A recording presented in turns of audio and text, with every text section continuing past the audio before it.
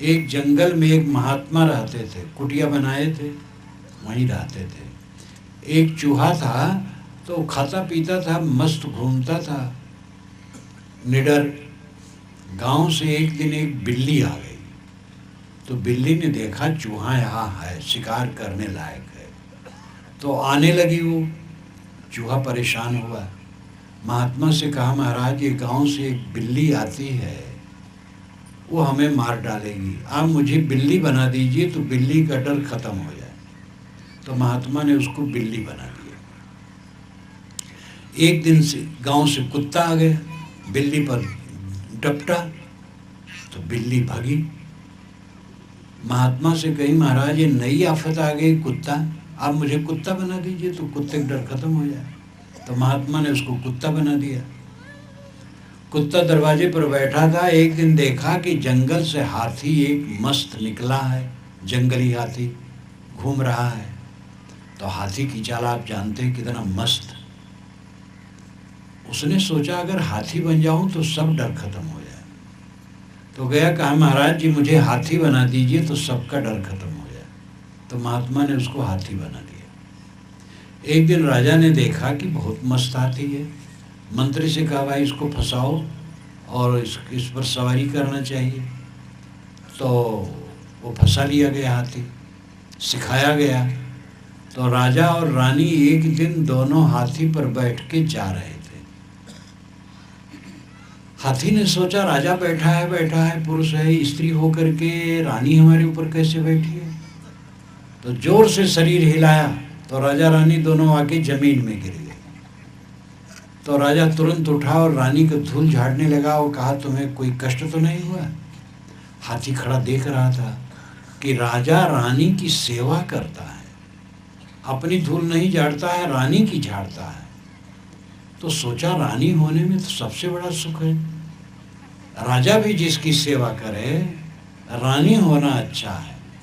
तो वो जा करके महात्मा से कहा महाराज आप मुझे रानी बना दीजिए। महात्मा ने कहा तुम्हारी तृष्णा बढ़ती चली जाती है, चलो फिर चूहा बनो। ये कहानी है बात समझाने के लिए। चूहा, बिल्ली, कुत्ता, हाथी मनुष्य की भाषा नहीं बोल सकते हैं, और कोई महात्मा चूहे को बिल्ली, कुत्ता, हाथी नहीं बना सकता है। कहानियाँ काल्पनिक होती हैं बातों को समझाने के लिए। अर्थ यह है कि हमारी इच्छा बढ़ती जाती है, इच्छा कभी रुकती नहीं है। इसलिए इच्छा में पड़ा हुआ आदमी जलता है। संतोष में अमृत है, राम रस है संतोष। कोई राम रसिक रस पियोगे। साहेब सभा में पूछते हैं इतने देवी देवता बैठे हैं, कोई राम का रसिक है? अगर है तो राम रस पिएगा, पिएगा तो युगानयुग जिएगा। जो राम रस पीता है, संतोष रस पीता है, वो महासुखी हो जाता है। कोई इच्छा नहीं, न देह धरने की इच्छा है, न देह मिटने की इच्छा है, कोई ख्वाहिश नहीं है, एकदम सारी ख्वाहिश खत्म। सरापा आरजू होने ने बंदा कर दिया मुझको, वगरना हम खुदा थे गर दिले बेमुद्दवा होते। एक कवि ने कहा है सरापा नाम सर से पैर तक, आरजू इच्छा। सर से पैर तक हम इच्छा में लिपटे हैं। इस इच्छा ने मुझे बंदा बना दिया, गुलाम बना दिया। वगरना हम खुदा थे, नहीं तो हम खुदा थे, गर दिले बेमुद्दवा होते। अगर मन में कोई मुद्दवा न होता, कोई इच्छा न होती, तो मैं खुदा था। दरिद्रो सत्य संतुष्ट कृपणो योजितेन्द्रिय गुणेषु सप्त धीरीश गुण संगो विपर्जया। दरिद्र कौन है? जो असंतुष्ट है। और धनी कौन है? जो संतुष्ट है। कृपण कौन है? जो जितेंद्रिय नहीं है। ईश्वर कौन है? जो इंद्रियों को जीत लिया है। इंद्रियों को जीतो, मन को जीतो, संयमी बनो। अमृत रस राम रस है, राम रस पियो। ये समझो कि आप देह नहीं हो, आप आत्मा हो। देह तो ऐसे है जैसे मकान और मकान का मालिक, दोनों अलग अलग हैं। मकान का मालिक मकान में रहता है, तैसे देह का मालिक आत्मा देह में रहता है। जब वो चला जाता है तो देह बेकार हो जाती है। देह और आत्मा में आप आत्मा हैं, देह नहीं। शुद्ध चेतन आत्मा है आप देह नहीं है। देह नश्वर है, आत्मा अमर है। इसी जीवन में आप बचपन से आज तक आप जानते हैं कि मैं हूँ, मैं बचपन में था, किशोर अवस्था में था, जवानी में था, बुढ़ापा में हूँ। सब समय आप अपने को समझते हैं और देह बदलती है, आप नहीं बदलते हैं। आत्मा अजर अमर अविनाशी है, उसे अपने कर्मों का फल भोगना पड़ता है। इसलिए कर्म सुधार जीवन का सुधार है। ये सब जानते हैं कि जब शरीर छूटता है तो जीव के साथ कुछ नहीं जाता है, केवल कर्मों के संस्कार उसके साथ चलते हैं और वही सुख दुख के कारण बनते हैं। जीवन बटोरने में लगता है, पूरा जीवन बटोरते हैं और छूटने में 1 सेकंड में। जीवन भर बटोरते रहे, जीवन भर बटोरते रहे, एक झटका आया, बस सब छूट गया। एक सज्जन अभी कुछ दिन हुआ चाय पिए, चाय पीने के बाद कहे कुछ कैसे लगता है, कहे क्या हो गया, कहे समझ में नहीं आता, बस बोलना बंद हो गया, बस छूट गया शरीर। देखते देखते शरीर छूट जाता है। इस शरीर का क्या ठिकाना है, कच्चा सौदा। अगर आदमी अपने मौत के दिन को देखे तो पाप नहीं करेगा। किसी को पक्का निश्चय हो जाए कि आज रात में शरीर छूट जाएगा तो पाप नहीं करेगा।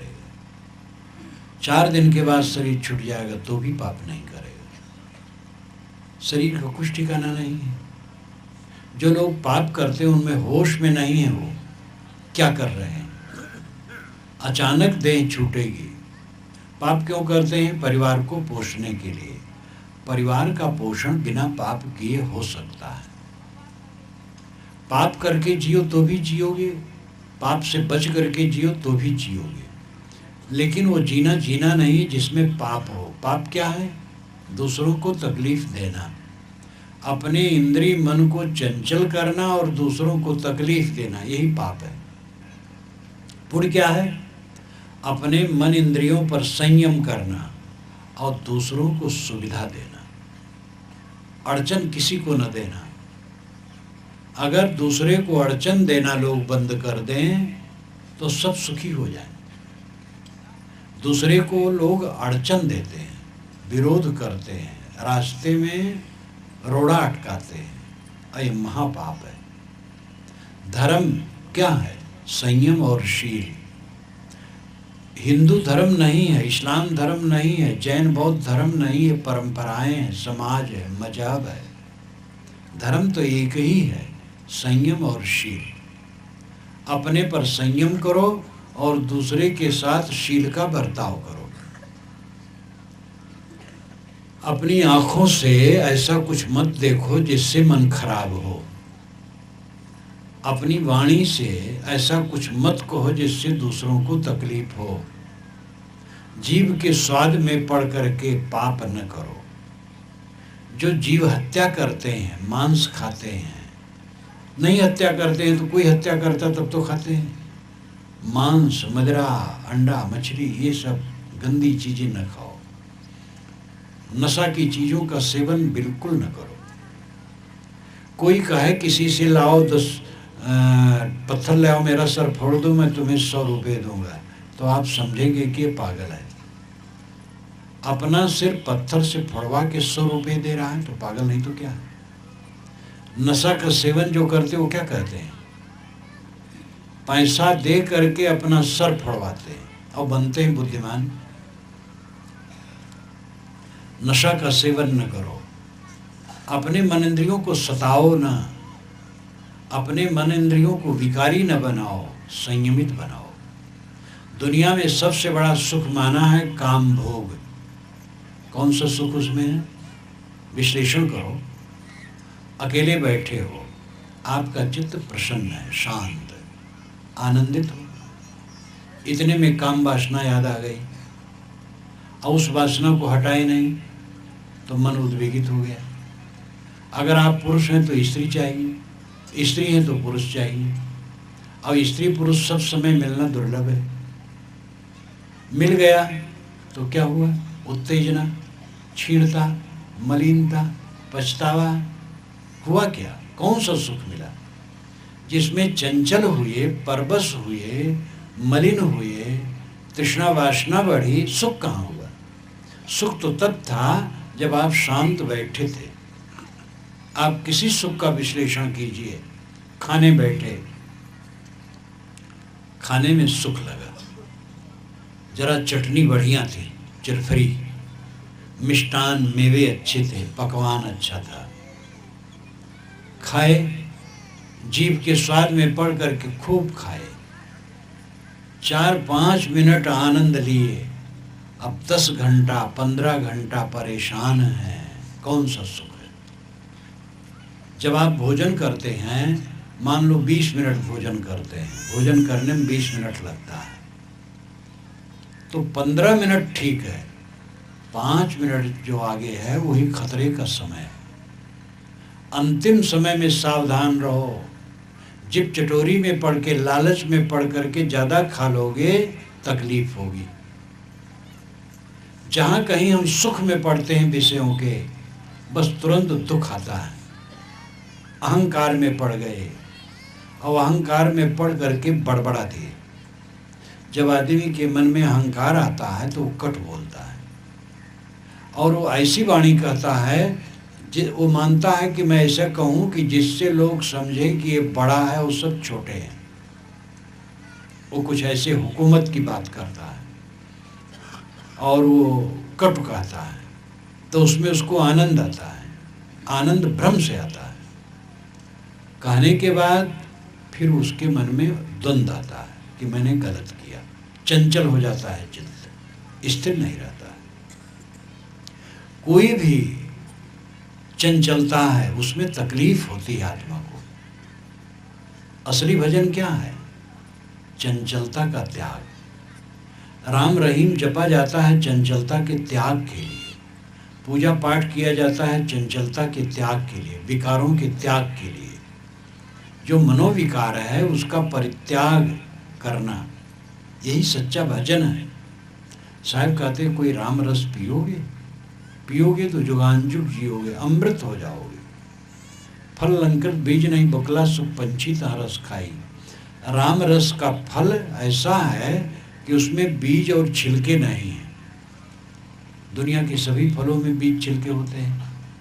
आम भारतवर्ष का सर्वोच्च फल माना जाता है, लेकिन पके आम में बीज बहुत कठोर होता है।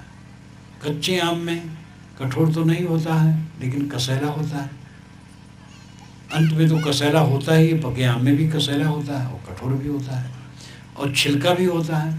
छिलका और गुठली त्याग करके आम रस लिया जाता है, लेकिन राम रस जिस फल में है उसमें बीज छिलका नहीं, पूरा का पूरा अमृत है। इसका मतलब यह है कि दुनिया का जो फल है उसमें कसैलापन है, उसमें कठोरता है, आवरण है। बीज है और छिलका है। बीज है वासना, छिलका है आवरण। दुनिया के किसी भोग में लगोगे तो विवेक खो जाएगा और वासना बनेगी, पीछे मन झटकेगा उसके लिए। रामरस में ये नहीं है। रामरस पूरा का पूरा अमृत है। रामरस अंतरात्मा का संतोष है, उसमें वियोग नहीं है। रामरस आत्म संतोष है। हरदम जो आत्म संतोष में रहता है उसको क्या तकलीफ है? लेकिन कोई क्या हरदम काम वासना में रह सकता है? कुछ क्षण के लिए लोग काम वासना में होते हैं, उसी में वह उत्तेजित, मलिन, क्षीण, विवश, विह्वल हो जाते हैं। हर समय काम वासना में कैसे रहेंगे? जब आदमी क्रोध में होता है उतने समय में वो जल भुन जाता है। हर समय कोई क्रोध में कैसे रह सकता है? मोह की व्याकुलता में आदमी रहता है, हर समय उसमें कैसे जी सकता है?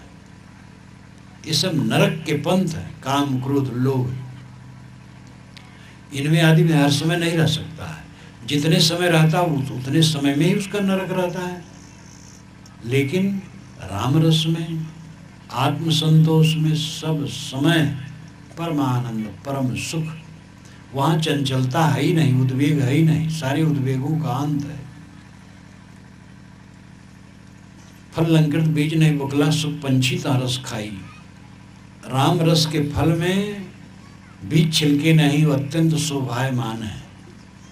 सुख पक्षी वहाँ फल खाते हैं, सुगा पक्षी उसका फल खाते हैं। चूहे न बुंद अंग नहीं बीजे, दास भंवर सब संग लाई। लेकिन दास भंवरे उस राम रस के चारों तरफ भनभना रहे हैं, लेकिन राम रस की एक बूंद भी उनके ऊपर नहीं चूती। ये सगुण उपासकों पर व्यंग है। देहधारी राम को पाना चाहते हैं, करकंज पद कंजारुणम। ऐसा भगवान जिसके हाथ पैर कोमल कोमल हो, आंख कमल के समान हो।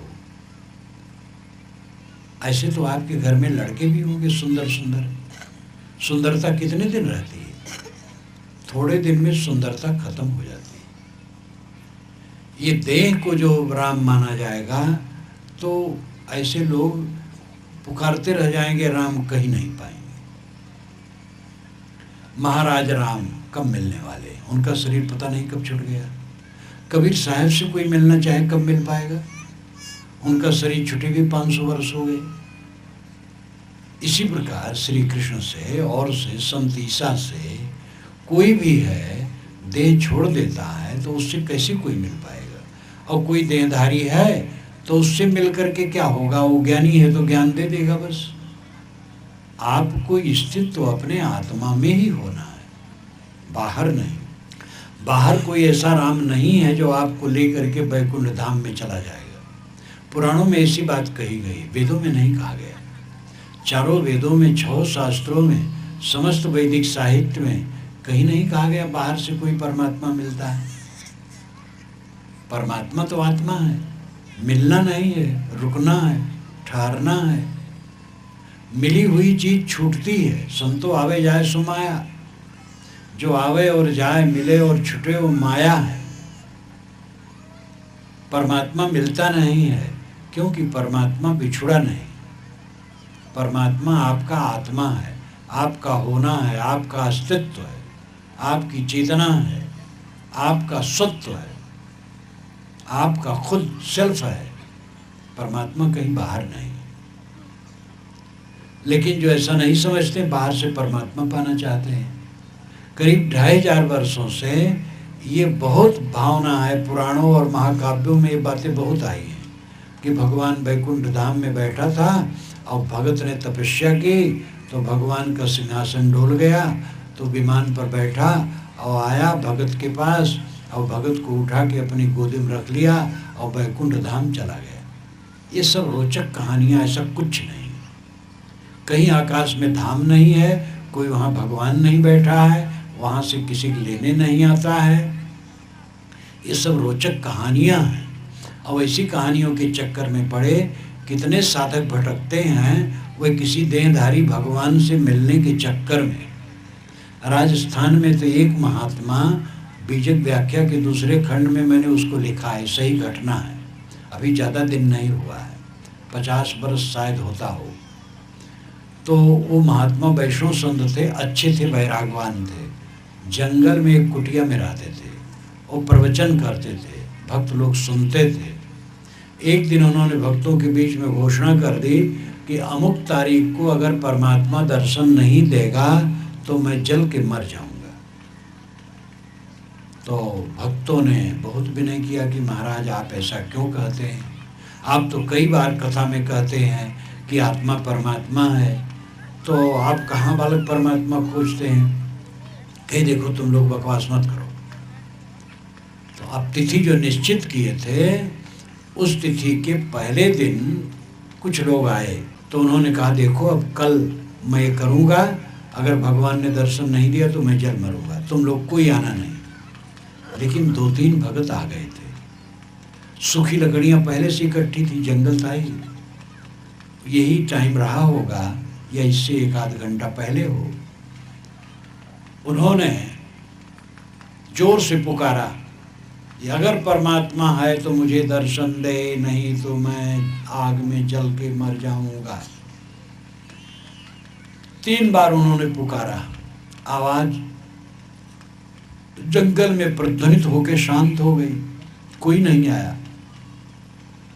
तो उन्होंने सूखी लकड़ी में आग लगाई।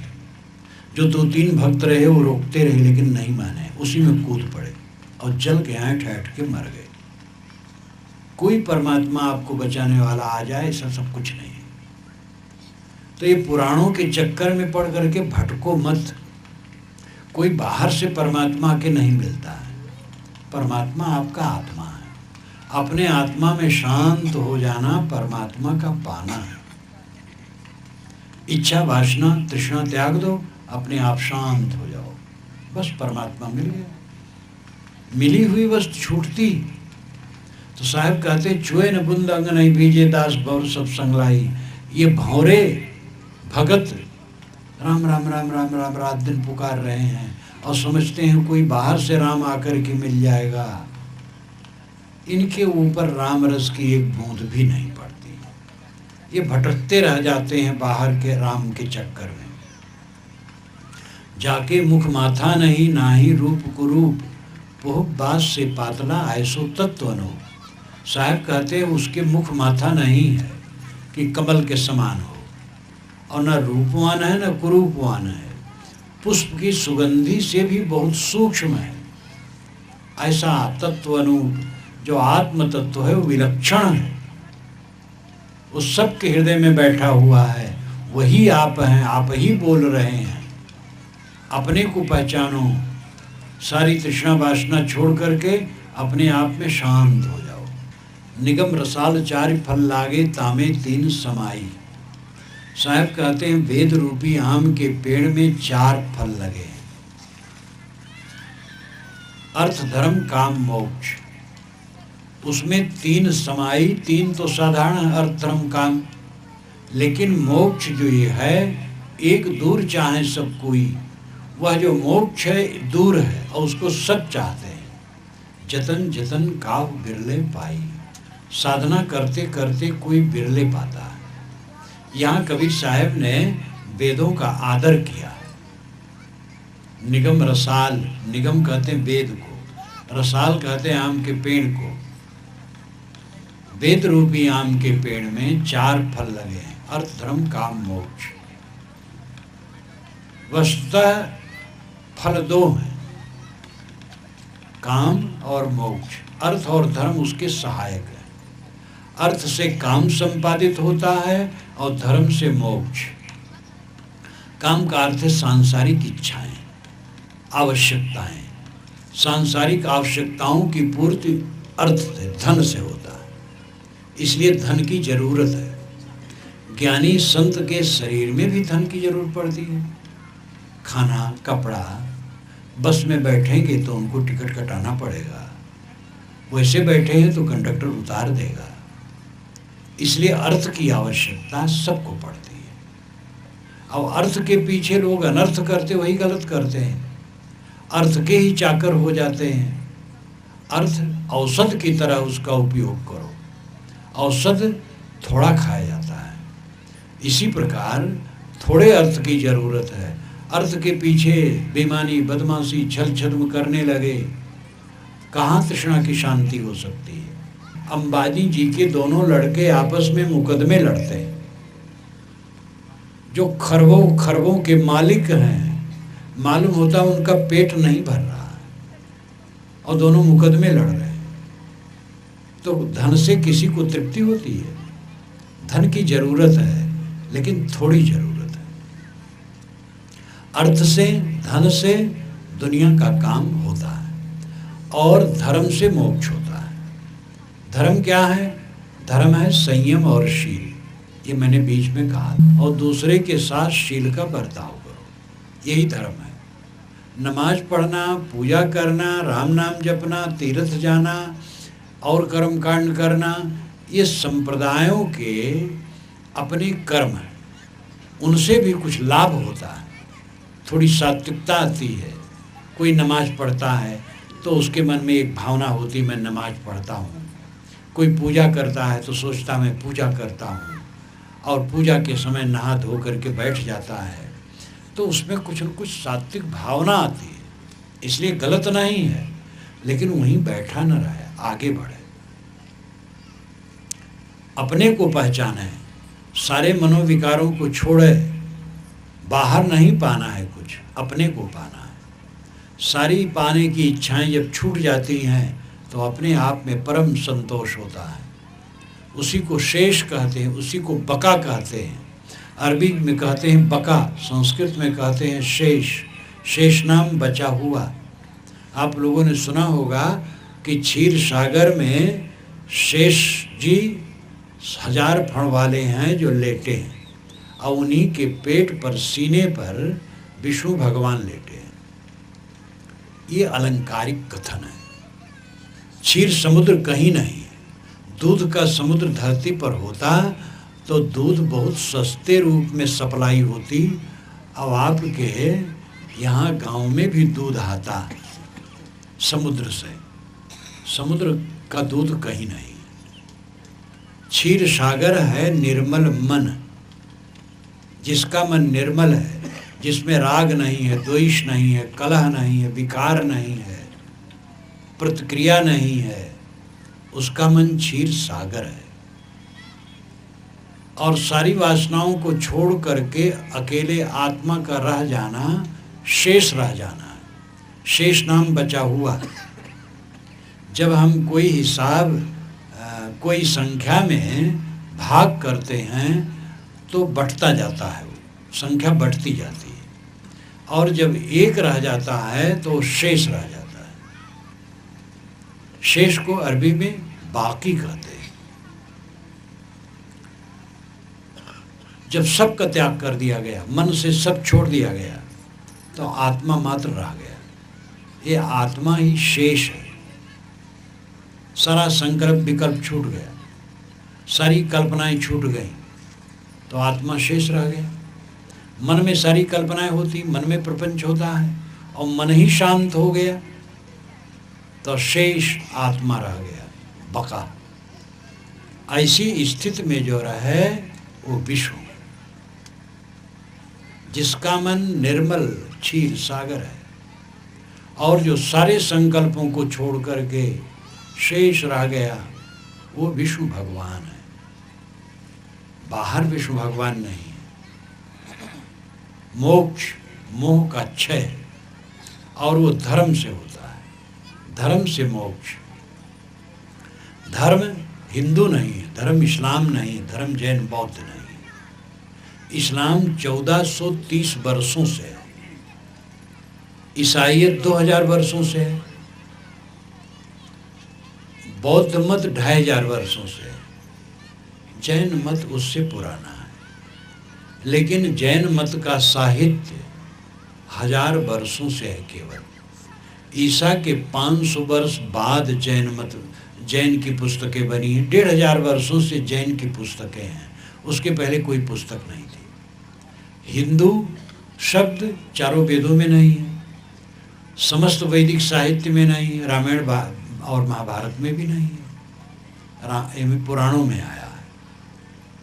ईरान वालों ने सिंध नदी को हिंद नदी कहा, और इस देश को हिंद देश, और यहाँ के लोगों को हिंदू। तब से हिंदू शब्द का प्रचलन हुआ। फारसी में सा का हा हो जाता है, सिंध का वहाँ हिंद हो जाता है, तो हिंदू शब्द शुरू हो गया। हमारे पूर्वजों ने उसको स्वीकार लिया। तो हिंदू शब्द 2500 वर्षों से पहले नहीं था। हिंदू धर्म नहीं, हिंदू समाज है। इस्लाम धर्म नहीं, इसलिए इस्लाम मजहब है। ईसाई मजहब है, बौद्ध जैन संप्रदाय हैं। धर्म तो एक ही है जो सब में है, हिंदू में, मुसलमान में, हमारे में, आप में। वो है संयम और शील। आप अल्लाह राम कहो चाहे न कहो, तीर्थ जाओ कि न जाओ, पूजा करो नमाज पढ़ो कि न पढ़ो न करो, संयम से रहो, शील से रहो, अपने पर कंट्रोल रखो, अपनी आँख को, नाक को, कान को, हाथ को, पैर को, जीभ को, चाम को बस में रखो, ये गड़बड़ी में न जाए, कुआचरण में न जाए, इन पर सदैव बागडोर कसे रहो और दूसरे के साथ शील का बर्ताव करो, कठोर वचन कभी भी न बोलो, अत्यंत विनम्रता पूर्वक मीठा वचन बोलो, इसमें आपकी बड़ाई है, गुर्राने में नहीं बड़ाई है।